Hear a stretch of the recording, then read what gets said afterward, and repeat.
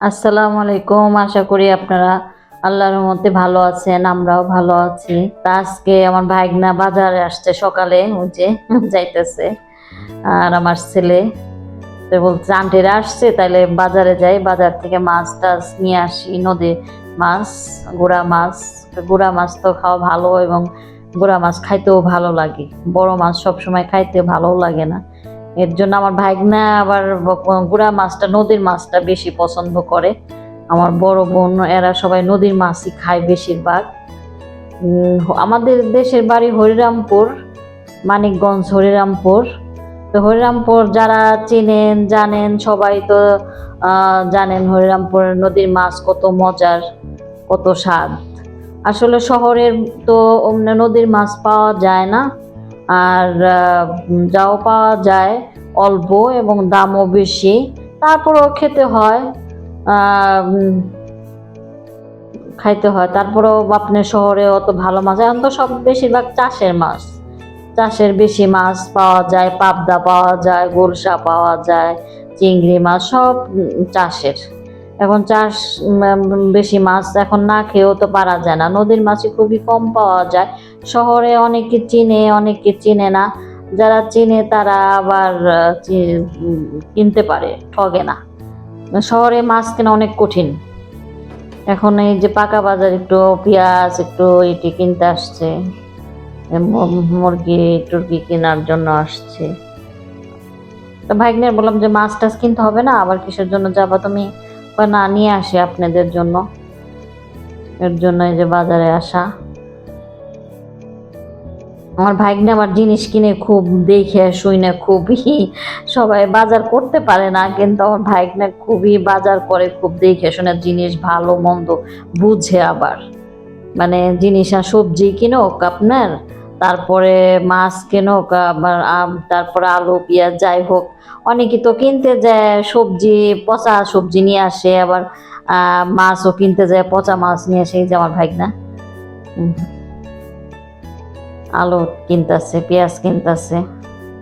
আমার ছেলেও গেছে, আমার ছেলে ভিডিও করছে যে লাউ কিনতে। লাউটা আনছিল এত ভালো, মানে কচি লাউ, একদম কচি লাউ দিয়ে আমরা গোড়া মাছের চচ্চড়ি করছিলাম, এত মজা লাগছিল তা বলার মতো না। আর তখন লাউর দামও ছিল অনেক। আসলে ভিডিওটা আমরা পরপর করতে পারি নাই, ছাড়তে পারি নাই, কারণ আমরা তো আপনাদেরকে জানাইছি আমরা অসুস্থ ছিলাম। আমি অসুস্থ ছিলাম, আমার ডেঙ্গু হয়েছিল। এটা তো আপনাদের বলছি, ওই প্রথম যে ভিডিওটা আপনাকে দেখাইছিলাম, শেয়ার করছিলাম, অসুস্থ ছিলাম, ডেঙ্গু জ্বর হয়েছিল আমার, এখনো আমিও অসুস্থ। তো যাই হোক, তার মধ্যে আবার আমরা ভিডিওটা মানে এডিট করে ছাড়তে পারি নাই, পরপর ছাড়ার কথা ছিল। আসলে ভিডিও বানানোর সেই মন মানসিকতাও নাই, আমাদের শারীরিক অবস্থা সেরকম নাই। আমার ছেলে আমাকে নিয়ে ব্যস্ত থাকে, আমার হাজবেন্ড আমাকে নিয়ে ব্যস্ত থাকে।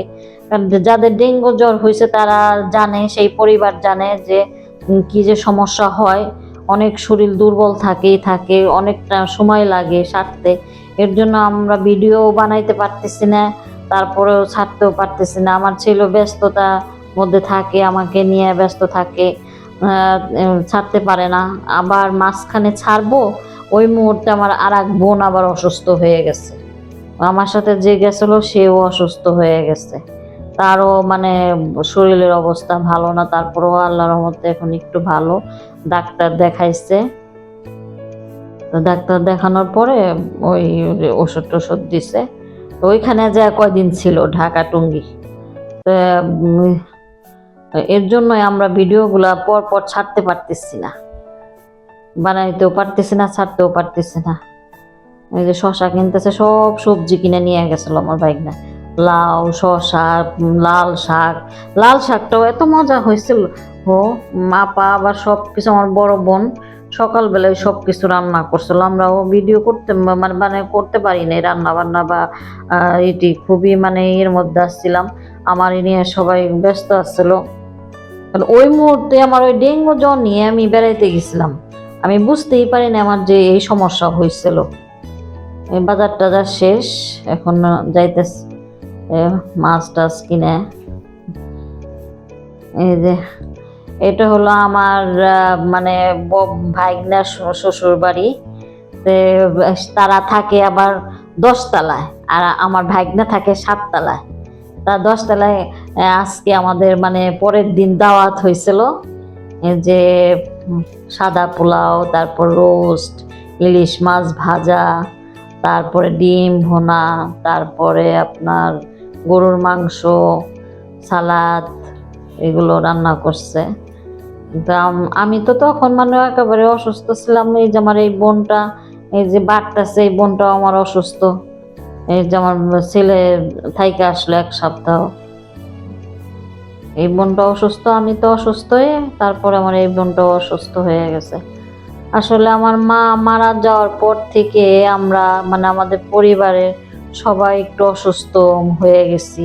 এমন অসুস্থ হয়ে গেছে, কেউ মানে ঠিক মতো মানে সুস্থ হইতেছি না। আপনারা সবাই আমাদের জন্য দোয়া করবেন, আমরা যেন সবাই সুস্থ হয়ে যাই, ভালো হয়ে যাই। কারণ আমার মা মারা যাওয়ার পর থেকে আমরা অসুস্থ। এখনো মায়ের কথা মনে পড়ে, মায়ের কথাগুলো বুকেই হয়, মানে যখন মনে হয় তখন বুকটা ফেটে যায়, খারাপ লাগে, মিস করি অনেক। মা তো মায়ের সাথে তো কারো তুলনা নাই। যাদের মা বাবা নেই তারা জানে কতটা কষ্ট, এবং থাকতে বোঝা যায় না, দুনিয়া ছেড়ে চলে গেলে তখন বোঝা যায় মায়ের অভাব এবং বাবার অভাবটা কি পরিমাণ মানে হয়, সেই পরিমাণ মানে সেই পূরণ হয় না। যে আমরা সবাই খাওয়া দাওয়া করতেছি, তা আমার মা আমার বাবার জন্য আপনারা দোয়া করবেন, যারা যেন জান্নাতবাসী হয়। আর যাদের মা বাবা আছে তাদের জন্য যত্ন করবেন, তাদের খোঁজ খবর নেবেন। মানে এই জিনিসটা সবার ভিতরে থাকলে মা বাবার কষ্ট হয় না। তারা চায় একটু তাদের মানে সাথে কথা বলা, তাদের একটু সেবা যত্ন করা, এইটুকুই, খোঁজ খবর নেওয়া। তারা বাবা মা কখনো চায় না টাকা পয়সা ধন দৌলত আমার সন্তান দিক বা এই দিলেই খুশি, এটা চায় না। এই যে আমার বিয়াই বাড়ি ডেকোরেশন করছে, উপরে সিলিং ডেকোরেশনটা সুন্দর হয়েছে, ভালোই লাগছে। ওনার নিজের ফ্ল্যাট, উনি অ্যাপার্টমেন্টের ব্যবসা করে, ভালোই ডিজাইন টিজাইন নিজেরাই মানে করে করছে। খোলামেলা বাসাটা, ভালোই লাগছে। কিন্তু একটু অসুস্থ ছিলাম তো তখন মানে ভালো লাগলো, তখন ভালো লাগে না, এই আর কি। এই যে আমার বিয়ায় দাঁড়ায় আছে, আমরা কি খাচ্ছি না খাচ্ছি দেখতেছে, আমার ভাইগনা দেখতেছে, আন্টিরা কি খাইতেছে না খাইতেছে। এই যে আমার সাহেব খাইতেছে, আমার মেয়ে, আমার বোন, তারপর ওই পাশে আমার ভাইগনার বউ খাওয়া দাওয়া করতেছে, সবাই খাওয়া দাওয়া করতেছে। খুব ভালো মানুষেরা, এই যে আমার বিয়াই খুবই ভালো মানুষ, সহজ সরল মানুষ, খুব মানে যা কথা কয় একদম পরিষ্কার। এই যে আমার নাতি, আমার বড় ভাইগনার বেবি, আমরা মুখটা দেখাই নাই, ছোট তো এর জন্য।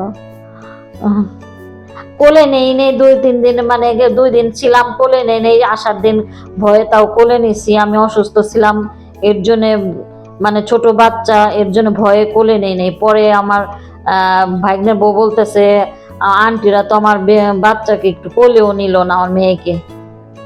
তখন আসার সময় কি করব, বাধ্য হয়ে কোলে নিচ্ছি। আসার সময় এত মায়া লাগছে, আমার ওদিকে তাকায় আসছিল, মানে খুবই মায়া লাগছে। আসলে ছোট বেবিদের মানে দেখলে পরে নাতি নাতি হইলে তখন মানে বোঝা যায় যে কতটা ভিতরে খারাপ লাগে, কতটা লাগে, না হইলে বোঝা যায় না। যে আমার আর এক বোনের কোলে আসার সময় সবাই কোলে নিছি, খুব খারাপ লাগছে, তাকায় আসছিল আমাদের দিকে।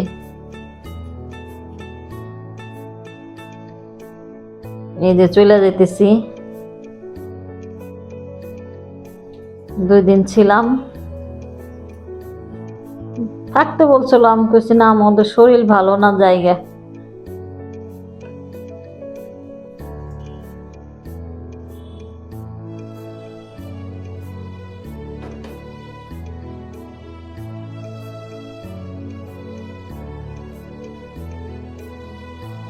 ও কারেন্ট ছিল না আবার।